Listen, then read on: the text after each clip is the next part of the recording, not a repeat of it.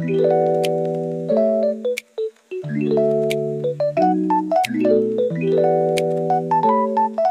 mga pengyo and mga kumare, mga sisi. Kukwentuhan lang tayo ngayon about dito sa Taiwan, sa personal, sa buhay Taiwan, ganyan. Pasensya na sa boses. Camera shy talaga ako, hindi ko alam kung paano umpisahan. Siguro mag-umpisa ako sa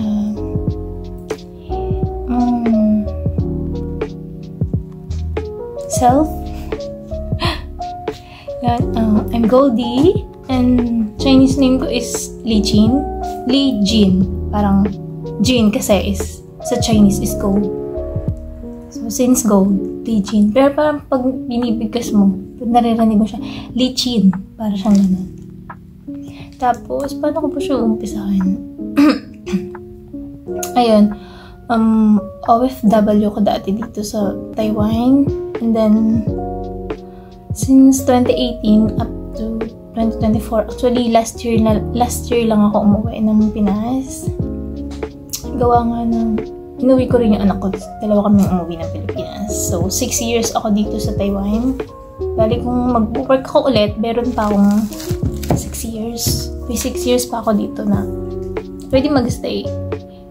Kasi Taiwan, yung work span ng mga OFW is, if I was not mistaken, 12 years, parang na-update ng hanggang 15 years, ganun. So, kung makakapag-trabaho ulit ako dito, meron pa akong 6 years or 9 years, parang ganun. Ano bang ikukwento ko? Yun, first, gumawa pa ako ng parang kodigo. Kasi, pag biglaan, nahiya akong magsalita. Yun, first impression sa Taiwan, maganda. Sobrang ganda dito sa Taiwan. Malit lang ang Taiwan, pero maganda siya. Tapos, nakakatakot kasi first timer mag-abroad. First time mag-abroad. Tapos, paglabas mo dito, as in, ang daming CCTV. Tapos yung CCTV nila, ang liliwanag pa. So, parang nakakatakot. Parang kada galaw mo is nakikita ka sa CCTV, parang ganun. Parang mali, parang ganun yung mga kita mo. Pero, Taiwan is, actually, very, very safe. Less crime, madisiplina, malinis as in. Tapos, dito din ako natutong mag-segregate ng mga basura kasi, diba, sa atin, sa Pinas.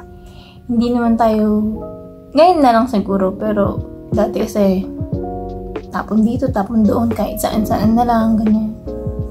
Tapos, as in, hindi ka basta-basta dito itatapon na lang yung basura mo sa daan, parang ganyan. Parang mahihiya ka na lang sa sarili mo.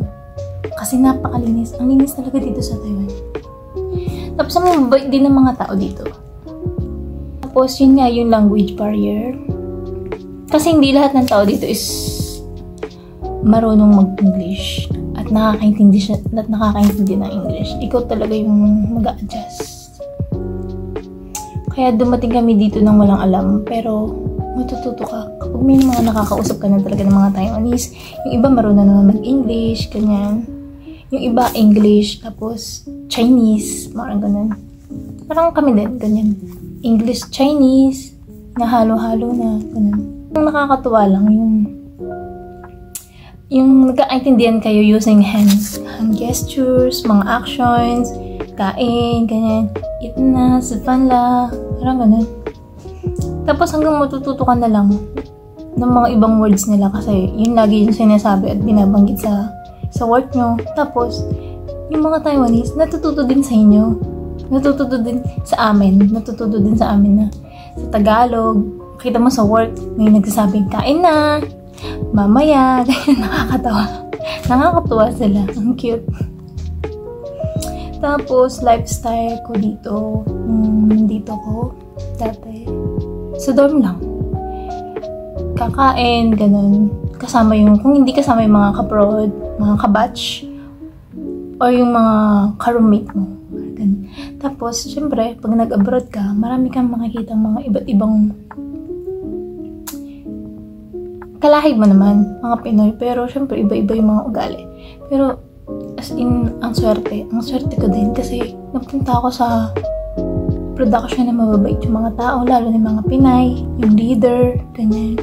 Tapos yung mga ka-work mo, tapos sa dorm yung mga ka-roommate ko, yun, ang babait nila, mga naging kaibigan ko sila talaga lahat.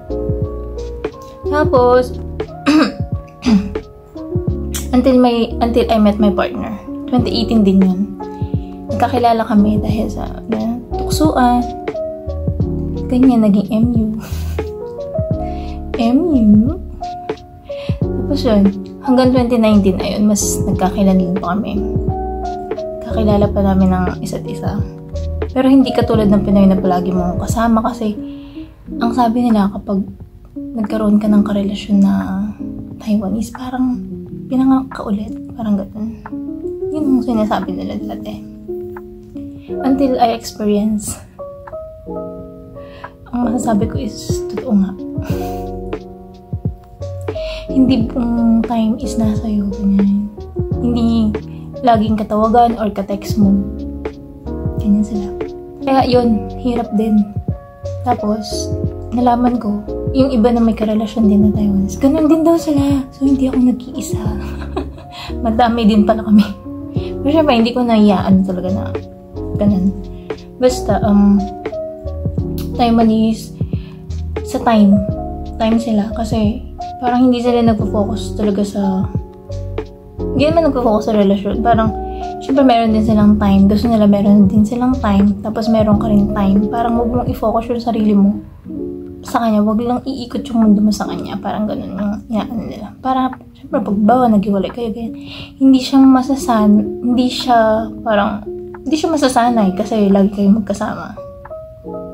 Basta nasanay na lang ako na on and off relationship kami. Hanggang yung, alam mo yung nag-matured. Parang nag-mature na rin. Parang wala na selos, ganyan. Tapos, tiwala na lang. Kakaintindihan na lang kayo. Parang ganun. Yan. Merong Taiwanese na ma-travel, makain sa labas. Pero halos mga gamers. Pero wala naman ako masasabi sa partner ko kasi bukod na sa friendly siya, marami talaga siyang friends. Ano siya, mabait din. Mabait siya, tapos yun nga lang, yung time lang talaga. Yung time lang talaga yun. Tapos minsan dati pa nga nagsiselos ako dahil yun nga, friendly siya, ganyan. Tapos ang dami din lumalapit sa kanya, ganyan. Siyempre, para sa paningin mo, gwapo siya. Wala din siyang bisyo. Yun talagang gusto ko. Walang bisyo. Nakuha niya.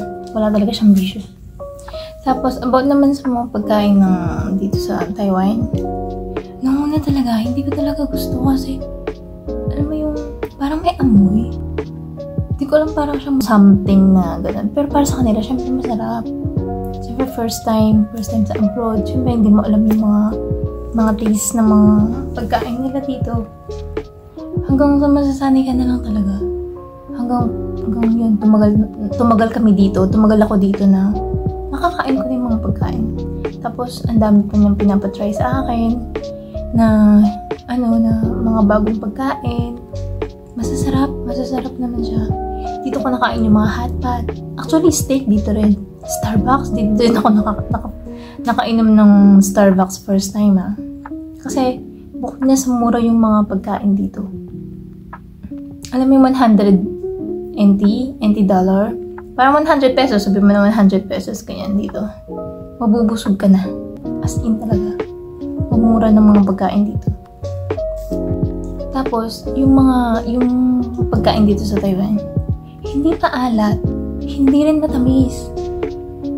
Katamtaman lang. Kasi mga health conscious yung mga tao dito, lalo na ngayon yung mga Gen Z, ganyan. Health conscious sila. Ayaw nila ng matatamis talaga. Kaya nung umuwi ako ng Pinas, umuwi ako sa Pinas. Lahat na siguro ng kinakain ko, sinasabi ko ang alat. Kasi nasanay na yung panlasa ko na hindi gaanong matamis, ganun. Tapos lahat na nakakain ko sa Pinas, sabi ko, ang tamis naman. Pero hindi naman ganun katamis. Tapos sinasabi ko, ang alat naman, pero ganun.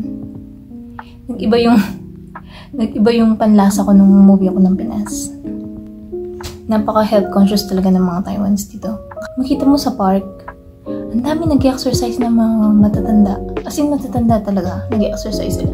Tapos, dito nga malapit sa school namin, may mga nagsusumba.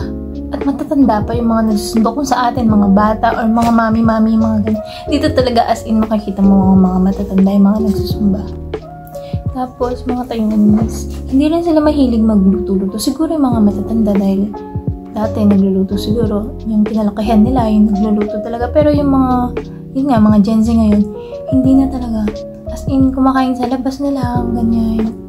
Kaya pati kami, kapag nandito kami, hindi kami mag-order, kakain kami sa labas. Pero kapag sinipag-sipag naman ako, nagluluto ako. Tapos pinapatikim ko sa kanya yung mga luto ng Pinoy, nagugustuhan naman niya. Yun nga lang, basta wag lang masyadong matamis. At maalat. At saka yung ayaw din nila yung masyadong mamantika. At napaka-health conscious talaga. Tapos dito, less crime. Wala namang mga krimen. Wala. As in talagang matatakot na lang sila sa mga CCTV pa lang, ganyan. Kung may gagawin ka man dito, mahuhuli ka kaagad. Tapos merong agad fine. 10,000, ganyan. 30,000, ganun. Mas malaki yung fine mo kaysa dun sa ninakawan mo, kaysa dun sa ginawa mo, parang ganun. Kaya napaka-safe talaga dito sa Taiwan. Tapos dito sa tinitirahan namin dito, pagbaba mo, andun na lahat ng mga, may siyang Family Mart, may 7-Eleven, meron na din yung school, may park na din. Tapos, walking distance din yung police station dito sa amin. Kaya ang ganda dito. Ganda talaga. Kaya ang masasabi ko, second home ko na talaga dun sa Taiwan. Ayoko na nga din mo. Joke lang. Second home ko na tong sa Taiwan kasi nasanay na din. Tapos parang Pinas lang din naman. Yung pagkakaiba lang yung kultura. Yung salita, ganyan. Pero dito, yung mga Gen Z ngayon, nag-aaral na sila ng English. Kasi dati, hindi sila ganun nag-aaral. Kaya yung partner ko, hindi siya ganun kaano sa English. Pero ngayon, nag-i-study naman siya. Lalo na yung anak niya, English. English. So parang, sarap pala magkwento, no? Kaso mahaba na yung video natin. Comment down below if gusto nyo, kung ano pa yung gusto nyo malaman sa tayo. Marami pa akong gustong ikwento sa inyo. Pero gusto ko part 2. Sa part 2 natin, yung pregnancy journey ko naman, yun, medyo nahirapan tayo dun. Pero basta, abangan nyo na lang sa next video natin. Bye bye! Thank you, Sai-chan! Do subscribe! Sai-chan! Bye bye! Thank you! 3岁。对。